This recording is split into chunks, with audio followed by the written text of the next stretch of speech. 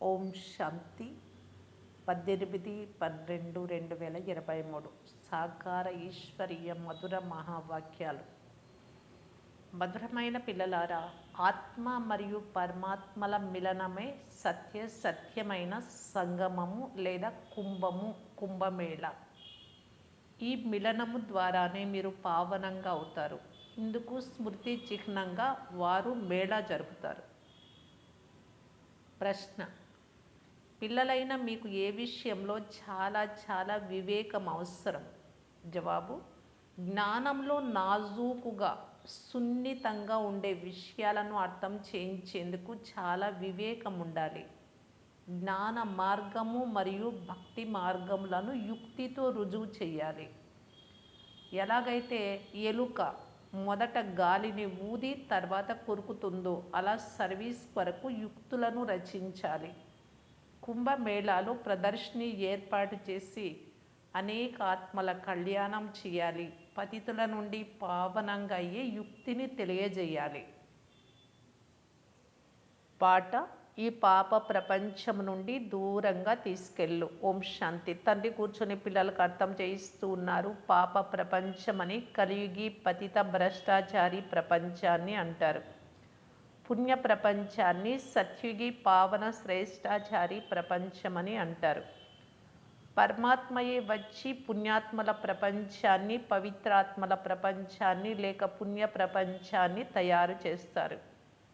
పతిత పావనుడు అని తండ్రిని మనుషులు పిలుస్తారు. ఎందుకంటే వారు స్వయం పావనంగా లేరు. పతిత పావని గంగా లేక త్రివేణి అని ఒకవేళ భావించినట్లయితే, ఇక ఓ పతిత పావన రండి అని పిలవడం ఎందుకు? గంగా లేక త్రివేణి ఇక్కడే ఉన్నాయి కదా, అవి ఉన్నా పిలుస్తూ ఉంటారు. అయినా బుద్ధి పరమాత్మ వైపుకు వెళ్తుంది. పరంపిత పరమాత్మ ఎవరైతే జ్ఞాన సాగరులో వారే రావాలి. కేవలం ఆత్మ కాదు, పవిత్ర జీవాత్మ అని పిలుస్తారు. ఇప్పుడు పావన జీవాత్మలైతే ఎవ్వరూ లేరు. పతిత పావనులైన తండ్రి ఎప్పుడు వస్తారు అంటే, సత్యుగ పావన ప్రపంచాన్ని స్థాపన చేయాల్సి ఉన్నప్పుడు, కలియుగ ప్రపంచాన్ని వినాశనం చేయవలసి ఉన్నప్పుడు తప్పకుండా సంగమ యుగంలోనే వస్తారు. సంగమంనే కుంభము అని కూడా అంటారు. త్రివేణి సంగమము ఉంది, దాని పేరు కుంభము అని ఉంచేశారు. 3 నదులు పరస్పరము అక్కడ కలుస్తాయి అని అంటారు. వాస్తవానికి ఉన్నది 2 నదులే, 3వ నదిని గుప్తము అని అంటారు. మరి ఈ కుంభమేళాలు పతితుల నుండి పావనంగా అవుతారా? పతిత పావనుడైతే తప్పకుండా రావాలి. వారు జ్ఞాన సాగరులు. పతిత ప్రపంచాన్ని పావనంగా చేయడం, కలియుగాన్ని సత్యుగంగా చేయడం పరంపిత పరమాత్మ కర్తవ్యము, ఏ మనుషులది కాదు. ఇక్కడ ఉండేదంతా గుడ్డి నమ్మకమే. ఇప్పుడు అందులకు కర్రగా కావాలి. మీరిప్పుడు లాఠీగా నంబర్వార్ పురుషార్థ అనుసారంగా అయ్యారు. లాఠీలు అంటే ఊత కర్రలు కూడా రకరకాలుగా ఉంటాయి. కొన్ని లాఠీలు 100 రూపాయలు విలువ చేస్తే మరికొన్ని 2 రూపాయలకే లభిస్తాయి. ఇక్కడ కూడా అలాగే అందరూ నంబర్ వారుగా ఉన్నారు. కొందరైతే చాలా సర్వీస్ యోగ్యులుగా ఉన్నారు.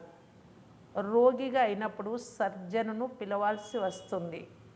ఇప్పుడు ఇది పతిత ప్రపంచం, మీరు పావనంగా అవుతున్నారు. ఆత్మ పరమాత్మలు చాలా కాలం నుండి వేరుగా ఉండేవి అని అంటారు. పరంపిత పరమాత్మ అనేక ఆత్మల మధ్యలోకి వస్తారు. కనుకనే దానిని సంగమయుగంలోని కుంభమేళా అని అంటారు. మనుషులు కుంభమేళాలో చాలా దాన ధర్మాలు చేస్తారు. అందులో సాధువులు, సన్యాసులకు మరియు ప్రభుత్వానికి కూడా సంపాదన జరుగుతుంది. ఇక్కడ మీరు తనువు, మనస్సు, ధనముల సహితంగా సర్వస్వాన్ని పతిత పావనుడైన తండ్రికి దానం చేయాల్సి ఉంటుంది. వారు భవిష్యత్తులో మిమ్ములను స్వర్గానికి అధిపతులుగా చేస్తారు. వారు త్రివేణి పేరుని తీసుకొని సాధువులు, సన్యాసులకు దానం చేస్తారు. వాస్తవానికి సంగమము అని నదులు సాగరంలో కలిసే స్థానమును అంటారు. అక్కడ సాగరం అయితే లేనే లేదు, ఇక్కడైతే నదులు పరస్పరంలో కలుస్తాయి. నదులు మరియు సాగరముల మిలనాన్నే కలయికనే సత్యమైన మేళ అని అంటారు. కానీ ఇది కూడా డ్రామాలో నిశ్చితమై ఉంది. ఇందులో ప్రభుత్వానికి కూడా రైలు, మోటార్ బండ్లు, భూమి మొదలైన వాటి నుండి చాలా సంపాదన లభిస్తుంది. కనుక ఇది సంపాదన మేళ అవుతుంది. ఈ విషయాలను పిల్లలైన మీరు జడ్జు చేయగలరు, అంటే నిర్ణయం తీసుకోగలరు. ఎందుకంటే మీరు ఈశ్వరీయ మతమును అనుసరిస్తున్నారు కనుక కుంభమేళ అర్థమును తెలిపించాలి. బాబా ఇటువంటి వ్యాసాన్ని ఇస్తారు. వివేకవంతులైన పిల్లలు వీటిని తీసుకోవాలి. అందరికంటే నంబర్ 1 వివేకవంతురాలు మమ్మ, తర్వాత రెండవ వారు సంజయుడు జగదీష్ భాయ్. వారు అందరికీ పంచేందుకు కరపత్రాలు మొదలైనవి తయారు చేయాల్సి పడుతుంది. ఈ త్రివేణి పతిత పావని కాదు. పతిత పావనుడైతే సర్వుల సద్గతి దాత ఒక్క శివబాబాయే. త్రివేణినైతే సద్గతి దాత అని అన్నారు. ఈ నదులైతే ఉండనే ఉన్నాయి, అవి వచ్చే విషయమే లేదు ఎక్కడి నుండినో. పతిత పావన రండి వచ్చి పావనంగా చేయండి అని పాడతారు కనుక కరపత్రాలను తయారు చేయాలి. సోదరి సోదరులారా, పతిత పావనుడు జ్ఞాన సాగరుడు పరంపిత పరమాత్మయ, లేక ఈ నదుల ఇవైతే సదా ఉండనే ఉన్నాయి. పరమాత్మనైతే రమ్మని పిలుస్తారు. వాస్తవానికి పతిత పావనుడు ఒక్క పరమాత్మయే. ఆత్మలు మరియు పరమాత్మ చాలా కాలం నుండి వేరుగా ఉన్నారు. ఆ సద్గురువే వచ్చి అందరికీ సద్గతినిచ్చి తిరిగి తీసుకెళ్తారు. వాస్తవానికి జ్ఞాన స్నానమునైతే పరంపిత పరమాత్మతోనే చేయాలి. పావన ప్రపంచ స్థాపన పరంపిత పరమాత్మ చేయిస్తారు. కానీ మీకు వారిని గురించి తెలియదు. భారతదేశం శ్రేష్టాచారిగా ఉన్నప్పుడు దేహి అభిమాని దేవతలు ఉండేవారు. దానిని శివాలయము అని అనేవారు. ఇప్పుడు కుంభమేళాకు వెళ్ళి ఇలా అందరికీ అర్థం చేయించేందుకు ప్రదర్శన ఏర్పాటు చేసి తెలిపించాలి. పతిత పావనుడు ఒక్క తండ్రియే అని అర్థం చేయించాలి. ఆ తండ్రి చెప్తున్నారు, పతితులను పావనంగా చేయవలసి వచ్చినప్పుడు నేను వస్తాను అని. అందువల్ల ప్రతిజ్ఞ చేయాల్సి ఉంటుంది. రక్షాబంధనము అనగా భగవంతుడితో సంబంధమును ఉంచుకోవడం, అంతేకాని సాధువులు సన్యాసులతో కాదు. ప్రతిజ్ఞ పరంపిత పరమాత్మతోనే చేయడం జరుగుతుంది, త్రివేణితో కాదు. ఓ బాబా, మేము మీ శ్రీమతము ద్వారా పావనంగా అవుతాము అని ప్రతిజ్ఞ చేస్తారు. తండ్రి కూడా చెప్తారు, నేను మిమ్మలను పావన ప్రపంచానికి అధిపతులుగా చేస్తాను. ఇది బాబా ఇచ్చే సూచన. ఇందులో సేవ చేసేవారు చాలా తెలివైన వారుగా ఉండాలి. చిత్రాలు కూడా ఇంకా తయారు చేయాల్సి ఉంటుంది. దీని కొరకు మంచి మండపాన్ని తీసుకోవాల్సి పడుతుంది. అక్కడ మీకు చాలామంది శత్రువులు కూడా వస్తారు. ఒకానొక సమయంలో నిప్పు అంటించేందుకు కూడా వెనుకాడరు. ఎవరైనా కొట్లాడాలి అనుకుంటే తిట్లు తిట్టడం ప్రారంభిస్తారు. మీరైతే నిరహంకారులుగా ఈ సైలెన్స్లో ఉండాలి. బ్రహ్మ కుమారీలు అయితే ప్రసిద్ధిగాంచి ఉన్నారు. కరపత్రాలు మొదలైనవి తప్పకుండా ఉంచాలి. కుంభమేళాకు విశేషమైన మహత్వమునుంచుతారు. వాస్తవానికి మహత్వం ఇప్పటిదే. ఇది కూడా డ్రామా ఆట. అక్కడి నుండి కూడా ఎవరికైనా కళ్యాణము జరగగలదు. కానీ శ్రమ చెయ్యాలి. ముళ్లను పుష్పాలుగా చేయడంలో శ్రమ ఉంటుంది. కుంభమేళాలో ప్రదర్శన ఏర్పాట్లు చేసేందుకు కూడా ధైర్యం ఉండాలి. విఘ్నాలు కలగకుండా పరిచయస్తులు కూడా ఉండాలి. పతిత పావనుడు ఎవరు మీరు రుజువు చెయ్యాలి. మనుష్యులు పావన ప్రపంచమైన స్వర్గాన్ని గుర్తు చేసుకుంటారు కూడా. ఎవరైనా మరణిస్తే ఫలానా వారు స్వర్గస్థులయ్యారు అని అంటారు. అక్కడ చాలా సంపద వైభవాలు ఉంటాయి. మరి అక్కడి నుండి ఇక్కడికి పిలిచి ఎందుకు తినిపిస్తారు? మీరు శ్రీనాథ మందిరంలో ఎన్ని పదార్థాలు తయారవుతాయో చూస్తారు. ఇప్పుడు శ్రీనాథపురి మరియు జగన్నాథపురి వాస్తవంలో ఒక్కరివే. కానీ శ్రీనాథ ద్వారంలో చాలా వైభవంగా వంటకాలు పదార్థాలు తయారవుతాయి. జగన్నాథపురిలో కేవలము చప్పని అన్నాన్ని భోగుగా సమర్పిస్తారు. నెయ్యి మొదలైనవి ఏమీ ఉండవు. సుందరంగా అనగా పవిత్రంగా ఉండేవారు కనుక ఆ విధమైన పదార్థము శ్రీనాథపురిలో మరియు ఇక్కడ జగన్నాథపురిలో నల్లగా అపవిత్రంగా అయినందున చప్పని అన్నం లభిస్తుంది అని తేడాను చూపిస్తారు. ఈ రహస్యం చాలా బాగుంది. తండ్రి కూర్చొని ఈ విషయాలు అర్థం చేయిస్తారు. శ్రీనాథ ద్వారంలో ఎంత ఎక్కువగా భోగం ఉంచుతారు అంటే తర్వాత పూజారులు దానిని దుకాణాలలో అమ్ముతారు కూడా. వారికి సంపాదన కూడా దీని ద్వారానే జరుగుతుంది. ఉచితంగా లభిస్తుంది, దాని ద్వారా సంపాదిస్తారు.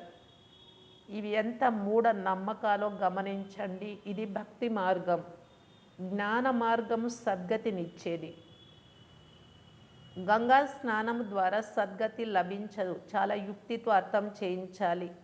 ఎలుక ఎలాగైతే మొదట చల్లని గాలి ఊది తర్వాత కొరుకుతుందో అలా యుక్తిగా అర్థం చేయించాలి.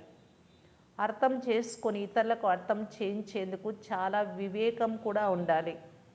ఇవి చాలా నాజూకు విషయాలు. హే పరంపిత పరమాత్మ, మీ గతి మతి మీకే తెలుసు అని మనుషులు అంటారు. వారికి దీని అర్థమేమిటో తెలియదు. మీ శ్రీమతం ద్వారా ఏ సద్గతి లభిస్తుందో దానిని మీరే ఇప్పించగలరు, ఇంకెవ్వరు ఇప్పించలేరు. సర్వుల సద్గతి దాత ఒక్కరే. సర్వ అనే పదం తప్పకుండా ఉపయోగించాలి. చాలా అర్థం చేయించబడుతుంది, కానీ అర్థం చేసుకునేవారు చాలా తక్కువ మంది వెలువడతారు. ప్రజలైతే అనేక మంది తయారవుతూ ఉంటారు. మనుషులు ఖుదా భగవంతుడి పేరు మీద అనేక దాన పుణ్యాలు చేస్తారు కనుక అందుకు ప్రతిఫలంగా వారికి ఒక్క జన్మ కొరకు ఫలం లభిస్తుంది. ఇక్కడ మీకైతే 21 జన్మల వరకు లభిస్తుంది. ఈశ్వరార్థం దానం చేయడం ద్వారా శక్తి లభిస్తుంది. వీరు ఈశ్వరుడినే తెలుసుకోలేదు అంటే ఇక శక్తి ఎక్కడి నుండి లభిస్తుంది? హిందువులకు గురువులు మఠాధిపతులు అయితే అనేక మంది ఉన్నారు. క్రైస్తవులను చూడండి, ఒక్కరే ఉన్నారు. ఒక్కరికి ఎంత గౌరవాన్ని ఇస్తారు. ధర్మంలోనే శక్తి ఉంది అని అంటారు. ఇప్పుడు మీరు ధర్మాన్ని అర్థం చేసుకున్నారు కనుక ఎంతో శక్తి లభిస్తుంది. బాబా చెప్తున్నారు, పిల్లలారా అందరికీ వశీకరణ మంత్రమునివ్వండి. పిల్లలకు తండ్రి చెప్తారు, మీరు ఎక్కడి నుండి వచ్చారు దానిని స్మృతి చేసినట్లయితే అంతమతి సో గతి అవుతుంది. తండ్రిని స్మృతి చేయడం ద్వారానే పావనంగా అవుతారు, పాపాలు దగ్ధం అవుతాయి. తండ్రిని మరియు వారసత్వాన్ని స్మృతి చేయాలి. దీని ద్వారా చక్రమంతా బుద్ధిలోకి వచ్చేస్తుంది. గృహస్థ వ్యవహారంలో ఉంటూ దేహ సర్వ సంబంధాల నుండి బుద్ధిని తొలగించి తండ్రి జతలో జోడించే పురుషార్థం చేయాలి. ఇక అంతిమ సమయంలో తండ్రి మాత్రమే గుర్తు రావాలి. ఇంకెవరైనా గుర్తు వచ్చారు అంటే శిక్షలు అనుభవించవలసి ఉంటుంది, పదవి కూడా తగ్గిపోతుంది. కనుక వాస్తవంలో కుంభము అని కల్పం యొక్క సంగమ యుగ సమయమునే అంటారు. అప్పుడే ఆత్మలు మరియు పరమాత్మ కలుస్తారు. పరమాత్మయే వచ్చి రాజయోగాన్ని నేర్పిస్తారు. వారు పునర్జన్మ రహితులు. కానీ పిల్లలు కూడా అర్థం చేసుకోరు. శ్రీమతమును అనుసరించకపోతే నావ ఎలా తీరం చేరుతుంది? నావ తీరానికి చేరడము అంటే రాజ్య పదవిని పొందడం. శ్రీమతము ద్వారానే రాజ్యం లభిస్తుంది. శ్రీమతంపై నడవకపోతే చివరికి సమాప్తం అవుతారు. ఎవరి దీపం వెలిగి ఉంటుందో ఆ ప్రేయస్సులు మాత్రమే జతలో వస్తారు. ఎవరి జ్యోతి ఆరిపోయి ఉంటుందో వారు జతలో రాలేరు. అనన్యమైన పిల్లలు అంటే మాకు అన్యులు ఎవ్వరూ లేరు ఒక్క బాబా తప్ప అనే అనన్యమైన పిల్లలు మాత్రమే వస్తారు. మిగిలిన వారంతా వెనుక వస్తారు. కానీ అందరూ పవిత్రంగా అయితే అవుతారు. ఆత్మలన్నీ ఒకే విధమైన శక్తిని కలిగి ఉండవు. ప్రతి ఆత్మ పాత్ర ఎవరిది వారిదే. ఒకే విధమైన పదవి లభించదు. అంతిమంలో అందరి పాత్ర స్పష్టమవుతుంది. అందరికీ తెలిసిపోతుంది వృక్షం ఎంతో పెద్దది, ఎంతమంది మనుషులు ఉన్నారు, ముఖ్యమైన పెద్ద పెద్ద కొమ్మలు రెమ్మలు ఏవి ఉన్నాయో అవి కనిపిస్తాయి. ముఖ్యమైనది పునాది, మిగిలినవైతే తర్వాత వస్తాయి. వాటిలో శక్తి తక్కువగా ఉంటుంది. అందరూ స్వర్గంలోకి రాలేరు. భారతదేశమే స్వర్గంగా ఉండేది. భారతదేశానికి బదులుగా జపాన్ ఖండము స్వర్గం అవుతుంది అని కాదు. అలా జరిగేందుకు వీలు లేదు. అచ్చా, మధురాతి మధురమైన అపురూపమైన పిల్లలకు మాతాపిత బాప్దాదాల ప్రియ స్మృతులు మరియు గుడ్ మార్నింగ్. ఆత్మిక పిల్లలకు ఆత్మిక తండ్రి నమస్తే. రాత్రి క్లాసు 24/4/1968. పిల్లలకు అర్థం చేయించబడింది. ఇతర ధర్మస్థాపకులు ఎవ్వరూ సర్వుల కళ్యాణము చేయలేరు. వారు అందరినీ తీసుకువస్తారు. ఎవరైతే ముక్తులుగా చేసి మార్గాన్ని చూపిస్తారో వారికే మహిమ ఉంది. ఆ తండ్రి భారతదేశంలోనే వస్తారు కనుక భారతదేశం అన్నింటికంటే ఉన్నతమైన దేశం. భారతదేశాన్ని చాలా మహిమ చేయాలి. తండ్రియే వచ్చి అందరికీ సద్గతినిస్తారు. అప్పుడే శాంతి ఏర్పడుతుంది. విశ్వంలో ఒకప్పుడు శాంతి ఉండేది. సృష్టి ఆదిలో స్వర్గంలో ఒకే ధర్మం ఉండేది. ఇప్పుడు అనేక ధర్మాలు ఉన్నాయి. తండ్రి వచ్చి శాంతి స్థాపన చేస్తారు. కల్ప క్రితం వలె స్థాపన చేస్తారు. పిల్లలైన మీకు జ్ఞానం లభించింది కనుక విచార సాగర మథనము నడుస్తుంది. ఇతరులెవ్వరికి నడవదు. ఇది కూడా మీరు గ్రహిస్తారు. దేహ అభిమానము కారణంగా దేహాలనే పూజిస్తూ ఉంటారు. ఆత్మ తప్పకుండా ఇక్కడే పునర్జన్మలు తీసుకుంటుంది కదా. ఇప్పుడు మీరు అర్థం చేసుకున్నారు. పావనుడైతే ఒక్కరే. తండ్రియే గుప్త జ్ఞానమునిస్తారు. దీని ద్వారా అందరికీ సద్గతి కలుగుతుంది. అంతేకాని హనుమంతుడు, గణేశుడు మొదలైన వారిలాగా ఎవ్వరూ ఉండరు. మీరు అందరినీ పూజారులు అని అంటారు. అచ్చా, ఆత్మిక పిల్లలకు ఆత్మిక తండ్రి మరియు దాదాల యాద్ ప్యార్ మరియు గుడ్ నైట్. ఆత్మిక పిల్లలకు ఆత్మిక తండ్రి నమస్తే. ధారణ కొరకు ముఖ్య సారం. ఫస్ట్ పాయింట్, శిక్షల నుండి రక్షించుకునేందుకు సర్వదేహ సంబంధాల నుండి బుద్ధి యోగమును తొలగించి ఒక్క తండ్రితో జోడించాలి. అంతిమ సమయంలో తండ్రి తప్ప ఇంకెవ్వరూ గుర్తు రాకూడదు. సెకండ్ పాయింట్, నిరహంకారులుగా ఈ శాంతిగా ఉంటూ ముళ్లను పుష్పాలుగా చేసేందుకు శ్రమ చేయాలి. శ్రీమతమును అనుసరించి అంధులకు చేతి కర్రగా అవ్వాలి. పావనంగా అయ్యి పావనంగా చేయాలి. వరదానము, యథార్థమైన సంకల్పాల ద్వారా జమా ఖాతాను పెంచుకొనే హోలీ హంస భవ. పవిత్ర హంసలు కండి. ఎలాగైతే హంస రాళ్లను రత్నాలను వేరు చేస్తుందో అలా మీరు హోలీ హంసలు, పవిత్ర హంసలు అనగా సమర్థాన్ని వ్యర్థాన్ని పరిశీలించి గుర్తించేవారు. ఆ హంసలు ఎప్పుడు రాళ్లను ఏరుకోవు, వేరు చేసి ఉంచుతాయి, వదిలేస్తాయి, గ్రహించవు. అలా పవిత్ర హంసలైన మీరు వ్యర్థాన్ని వదిలేసి సమర్థ సంకల్పాలను ధారణ చేస్తారు. వ్యర్థాన్ని చాలా కాలం విన్నారు, మాట్లాడారు, చేశారు. ఆ కారణంగా అన్నీ పోగొట్టుకున్నారు. ఇప్పుడు మీరు పోగొట్టుకునేవారు కాదు, జమా ఖాతాను పెంచుకునేవారు. స్లోగన్, స్వయాన్ని ఈశ్వరీయ మర్యాదల యొక్క కంకణంలో బంధించుకుంటే సర్వ బంధనాలు సమాప్తమవుతాయి. సర్వ బంధనాల నుండి విడుదల పొందాలి అంటే ఈశ్వరీయ మర్యాదలు అనే కంకణంలో మనల్ని మనం బంధించుకోవాలి. అవ్యక్త ఇషారా, సర్వ బంధనాల నుండి ముక్తి అయ్యి జీవన్ముక్తి స్థితిని పొందటానికి బాప్దాదా తెలియజేస్తూ ఉన్నారు. గృహస్థ వ్యవహారాన్ని సంభాలన చేస్తూ సేవ చేస్తూ సదా ఉపరాంగా భిన్నంగా ఉండాలి. గుర్తుంచుకోండి, నా సేవ కాదు బాబా ఇచ్చారు అనుకున్నప్పుడు నిర్బంధనులుగా కాగలరు. ఏ బంధనము ఉండదు. నేను గృహిణిని, గృహస్థును కాదు, నేను ట్రస్టీని, బంధన ముక్తును అనే ప్రాక్టీస్ అభ్యాసం చేయాలి. సూక్ష్మ మోహపు దారాల నుండి కూడా ముక్తులు, నష్టో మోహ స్మృతి స్వరూపులు కండి. ఓం శాంతి.